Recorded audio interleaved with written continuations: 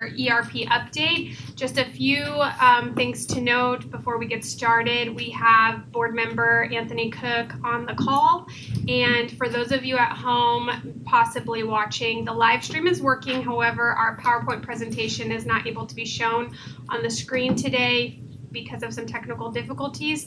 You can access the PowerPoint presentation through our website at osceolaschools.net and click on the leadership tab to get board docs, and that's where you can find this. Thank you. With that, Dr. Shanoff. Thank you, Madam Chair. As the board is aware, we have undergone the process of onboarding a new ERP system.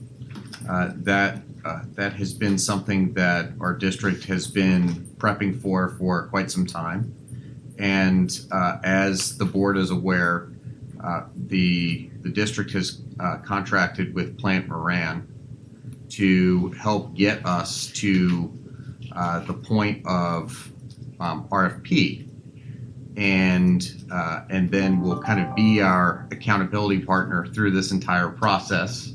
And this is work that they do. This is the space that they live in, and so having their guidance and their direction is most appreciative. We did want to provide the board with an update of where we are with the ERP process. We also want to convey to those who may be watching that we do have our business process specialists that have been working through the functional requirements for the ERP. They are here. They've joined us here in the room to also receive the update. These are folks that have been meeting consistently since we kicked off with Plant Moran a little over a year ago. So very, very excited about the work that's taking place, how we've gotten to this point, and where we go from here. So I'm going to turn it over to Chris Carr from Plant Moran, who's going to take us through the update. Thank you, Dr. Shanoff. Let's see here.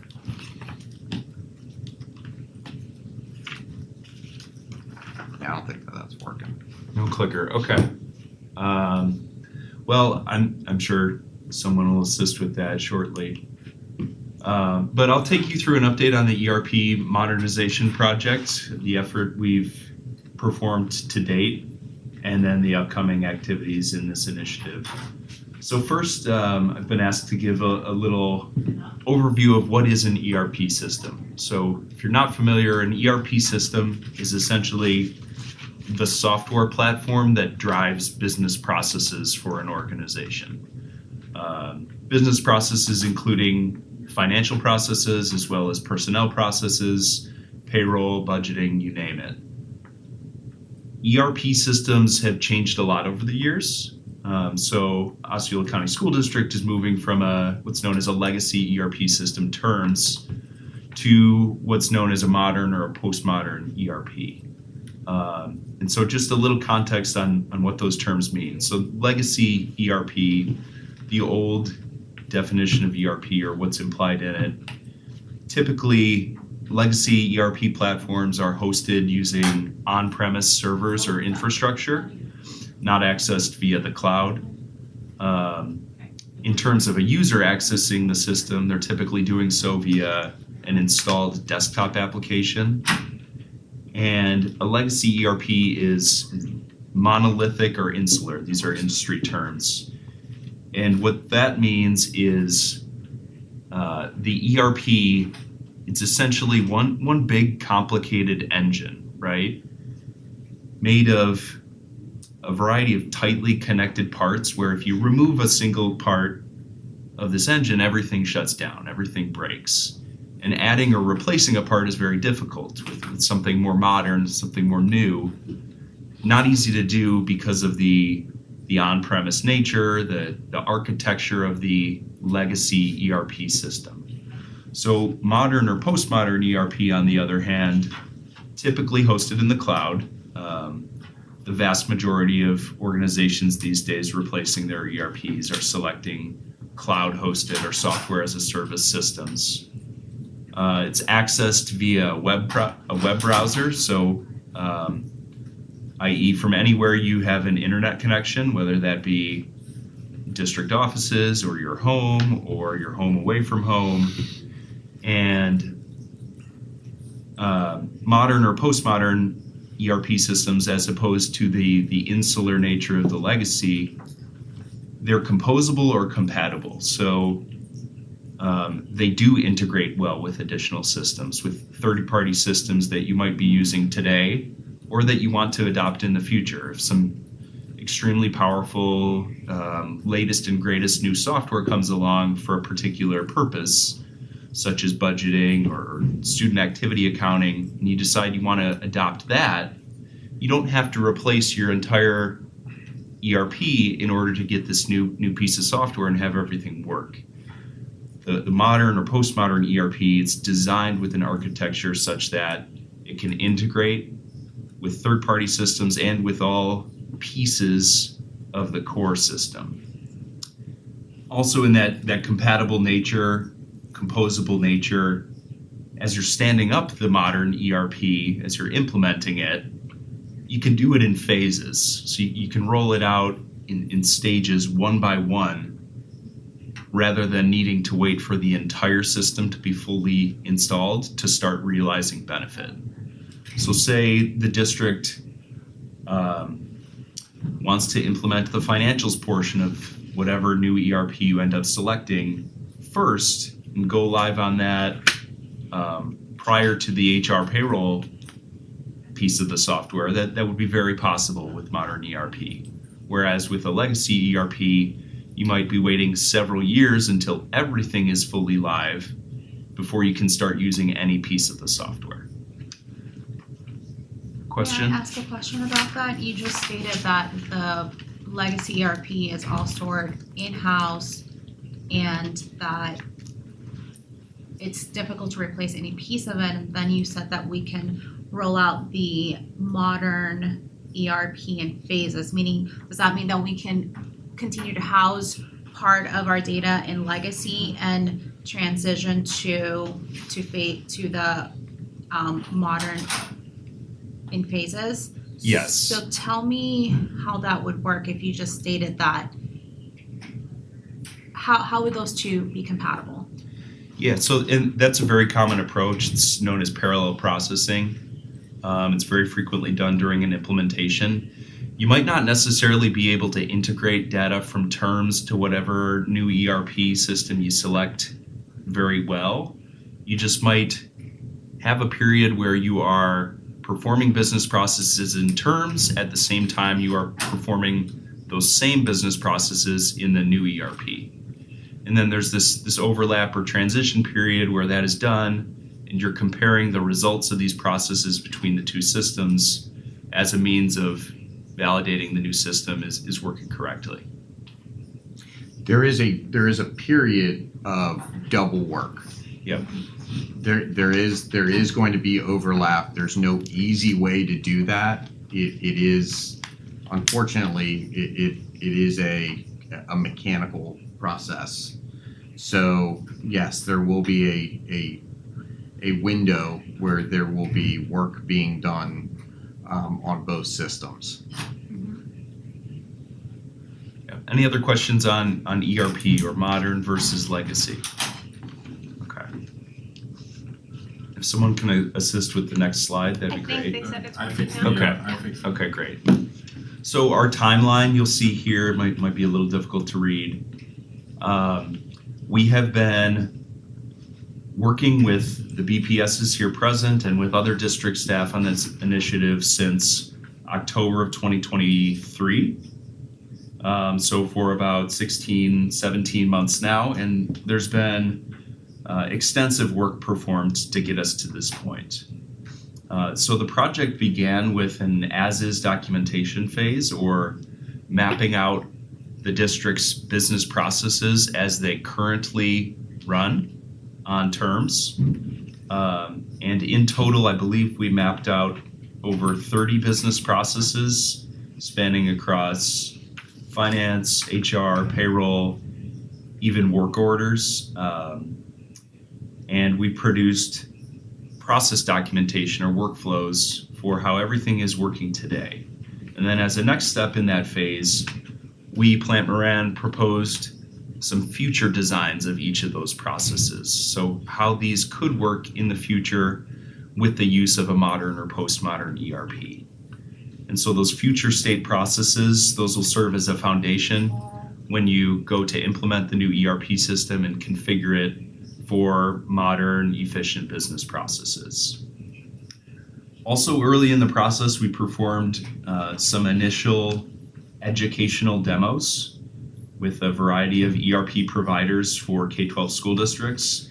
The intent of those was not to evaluate products or compare or select them. It was strictly educational. So we brought in some vendors to make district staff aware of what is possible with a modern ERP, bring some awareness of the marketplace and what modern or postmodern ERP in this day and age is capable of. So following the business process redesign and the educational demos phases, we interviewed groups of district staff, and together with the BPSs here and other staff at the district, developed over 900 functional requirements, specifying exactly what functions, what features the district would like out of the modern ERP system that you end up selecting. We also, during that time, produced a gap analysis report. So that report contains some suggestions as to process improvements, risk mitigation strategies, also readiness activities that you could consider performing prior to implementation to manage change, to prepare yourself for success, and to reduce burnout and resource constraints during the time-consuming effort of the implementation. So following the requirements development and the gap analysis, we developed an RFP, which was published out to the ERP vendor market in early January. And at the end of this week, we'll come to the conclusion of that RFP development phase, and we'll receive proposals from ERP providers and enter into our evaluation stage, where we will compare those proposals. An evaluation committee that's been established by the district will score them, and ultimately that phase will result in you selecting a modern ERP provider to partner with for the foreseeable future. And then finally, we, Plant Moran, will assist with contract negotiations after that selection, and then you'll begin implementing the new software. Any questions about the timeline to date or the phases here? And the conclusion of the selection phase is anticipated to occur in approximately June of this year. We anticipate that contract negotiations will complete in the fall. Do you have any questions? Okay.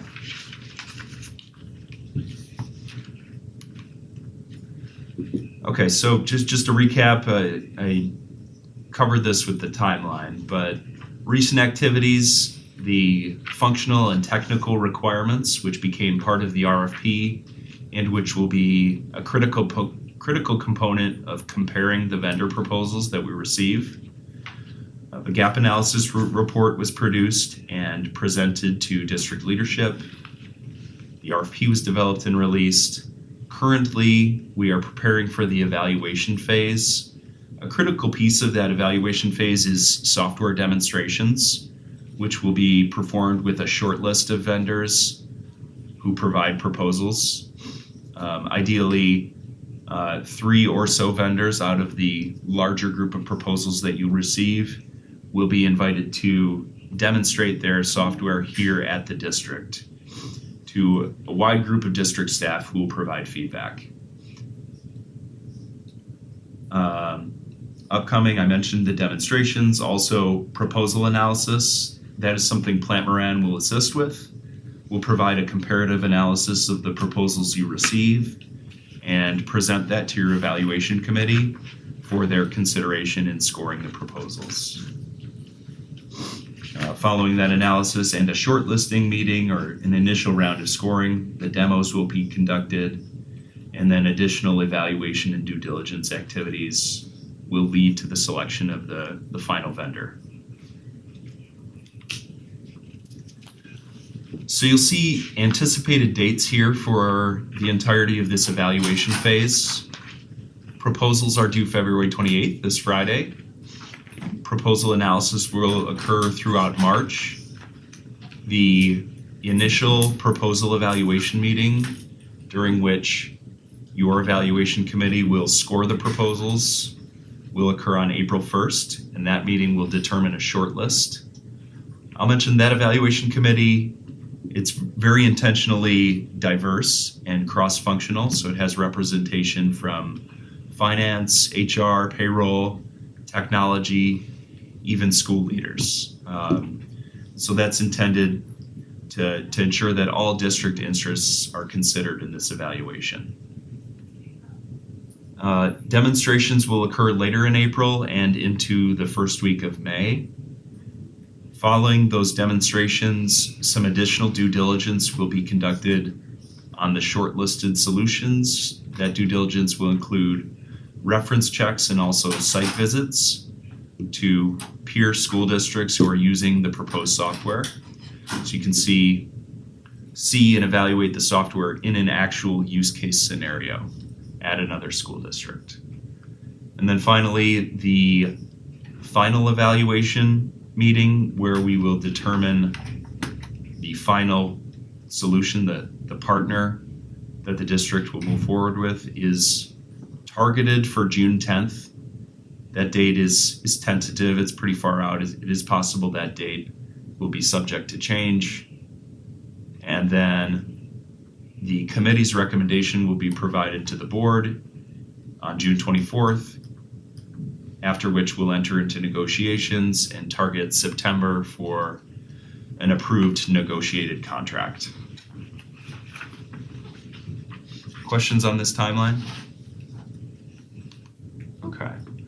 I would just like to emphasize the no contact rule, which is a critical piece of this evaluation. So the evaluation committee members have been debriefed on this and will continue to be. But the no contact rule, which I'm sure many of you are familiar with, stipulates that evaluation committee members, board members of the school district should not have any contact with ERP software providers during the evaluation process. It also stipulates that evaluation committee members should not congregate and share information throughout the analysis or evaluation process unless a public hearing is conducted. So the evaluation committee meetings that we have scheduled and will schedule, those will be public, open to software providers and bidders, for the reason of preventing any bias or undue influence on the evaluation process. And Christy, if you have any other comments on the no contact rule, I'd invite you. Great. Okay. Thank you. Thank you. So I did mention the gap analysis report. This was one of the outputs of our interviews with district staff, our discovery phase that led up to the RFP. The gap analysis focused on some central themes, some positive and some challenges that you're experiencing due to turns in the current legacy ERP environment. We did discover through our interviews that district staff work very well together. They collaborate well, they shared information effectively throughout the interviews and the requirements development process. The BPS group that's here was instrumental in that. Also, district staff are very committed to this change, which is somewhat of a rare thing. In these ERP selection modernization projects that we, Plant Moran, conduct, we often see staff very resistant to adopting a new system, attached to the way they're currently doing business. We have seen bits and pieces of that here, but far less than we typically would at other sites. In general, staff are very eager about the new ERP system and the capabilities that it'll offer in the short term and the long term. In terms of your legacy ERP, it certainly has some user interface and user experience challenges. It has a very dated graphical user interface. It doesn't look like any modern software platform or website you might be used to. It's green screen in nature, operates on an AS400, very dated user interface, which certainly any modern ERP will improve upon. We also discovered that there is fairly extensive use of what we call shadow systems at the district. So what that means is workaround solutions, replacing what really should be done in an ERP. Those shadow systems might be local Excel spreadsheets or Access databases or dated third-party systems that don't integrate with your terms platform. We would recommend that with the modern ERP, you seek to significantly reduce the reliance on those shadow systems and house as much data as possible, especially data which is a system of record or a source of truth. House all of that within the single ERP platform. Chris, I'm gonna jump in there because one of the big things that and he'll touch on this on the next slide is the idea that we have to set standards and rules around the use of data. So that will curb the use of shadow systems. Because there has to be a single source of truth to the data, it has to flow through the ERP, which means that those that ultimately touch the ERP system are going to be few in nature. Otherwise, we end up with shadow systems kind of popping up all over the place. And so data governance is going to be a major component of the implementation, because as we stand up a new ERP, we will be retiring and looking to phase out a lot of shadow systems that exist, that to no fault of the employees here simply are done more efficiently through a shadow system than they are on terms. Right. So it's almost like it's nobody's fault, but because we are launching this new system, if this is the single source of truth, then this is the single source of truth.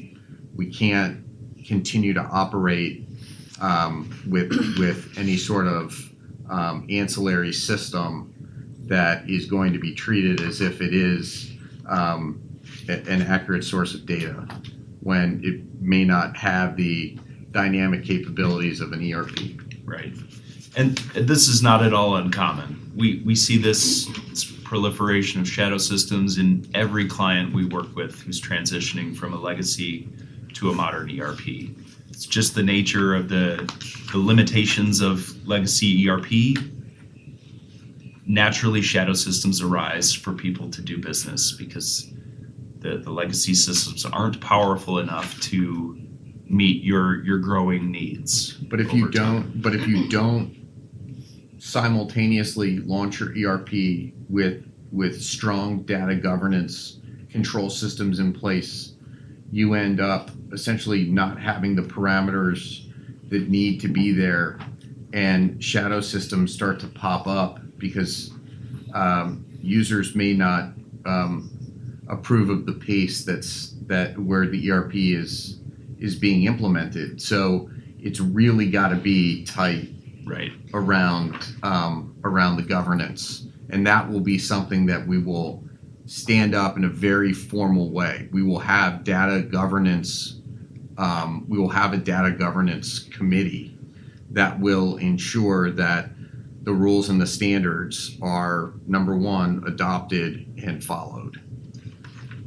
Right. Do you have a question? I do, but go ahead.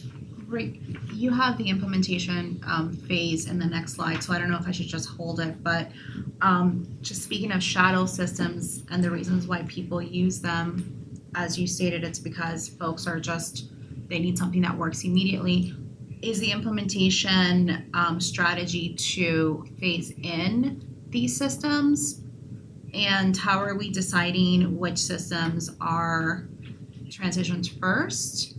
And what does a training and development piece look like for our employees? Yeah, great question. So a few pieces to that. The district does intend to use a phase strategy, and we, Plant Moran, would certainly recommend that for any organization of your size. The alternative, which is known as a big bang, which is turn everything on at once, it is a risk for an organization of your size with your number of employees. It is very challenging to do. So we would not recommend it. In terms of what will go live first, typically the very first component that is stood up is the general ledger or the chart of accounts, because it kind of forms a basis for all of your financials as well as your HR and payroll accounting. From there, you have some leeway or some decision authority as to what would you like or what would you like to prioritize. So we haven't had those discussions yet about which will be first after that point, but those will be future discussions. And I think one thing that was mentioned, just as a side note, when I had my agenda review for this workshop, was they stated that whoever we choose as our ERP system too might have varying recommendations on how we phase that up. Yep, that's true. My question is then kind of the phase out of terms, and how do we ensure that the data that's currently stored there is, I don't know how you say it, like that it's gone, it's disposed of, that it's not, like what does that look like? Yeah, so this has been a frequent topic of conversation among the project team. You have a few options, each with their own advantages and disadvantages and costs. Your historical terms information, you could choose to convert it all to the new system, which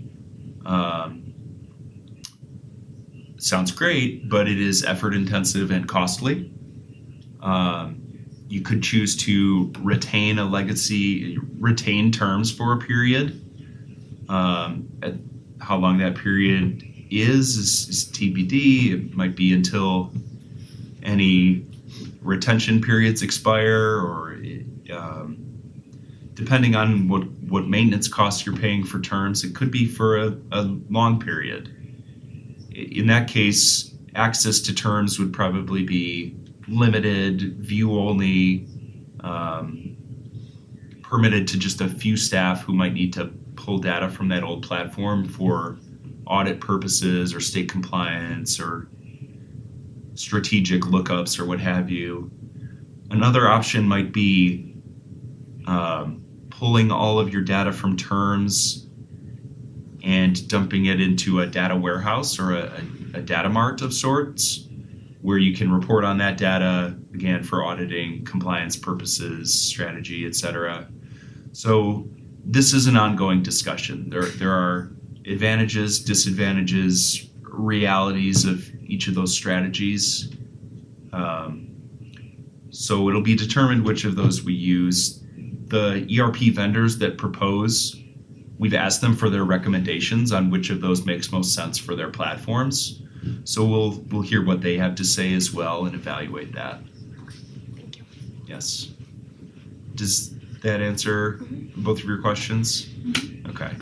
I had a third part to your question. It was I don't know if I regarding got training to and it. delivery, but that you Training. wouldn't really have Okay. that information. I'm assuming that that's part of the, the presentation Who we choose. with the committee. Yeah. So As well as data governance, our data, how are they, how are they protecting our data, since everything's going to be in the cloud? I'm sure that those are questions that, Peter and his team will be asking as well.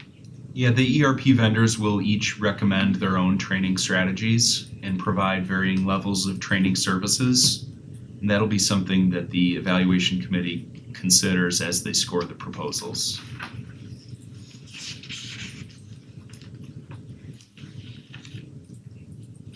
Lastly, on this slide, the themes of the gap analysis, there was a significant desire for more automation, more workflow amongst district staff to reduce time that they spend on menial, time-consuming, non-value-added activities. Allow them more time to spend on working collaboratively, strategy, reporting and analytics, etc.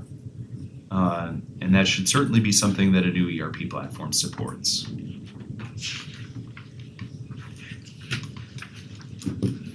So also with our gap analysis report, we recommended several readiness initiatives that the district should consider as a lead up to the implementation.